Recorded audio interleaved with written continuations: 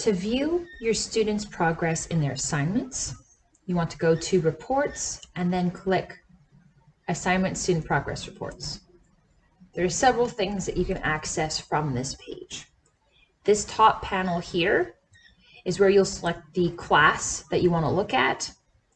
This drop-down menu, if you have multiple assignments, you'll look at that specific assignment and the information will load up for that one.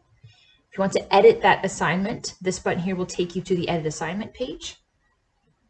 This will give you an overview of how many students have actually completed all of the lessons in the assignment, what their grade is overall, and this does take into account everyone who hasn't even started yet.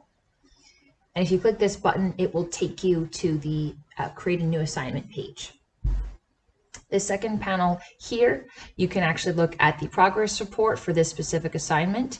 If you click on View Assignment, it'll actually show you all of the individual lessons that you have included, and you can even click the View button to actually open up the assignment and see what the quiz questions are and everything like that.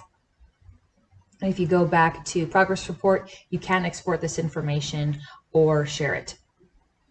When you come down here, you'll be able to see your students' progress so far, how much time they've taken to do the entire assignment, and the grade they have across all of the lessons in the assignment. When you click on Details, this window will open up and it will give you that student's progress report. So you'll see their grades, how much time it took them, how many attempts they've done. So that means how many times they tried to do the pop quiz, and their grade. For lessons that are just a video or an action, you're not going to see anything here, whereas this button here, when you click on View, you'll actually be able to see their answers to the pop quiz. And if you notice any themes here, that might be a topic you might want to review in your class.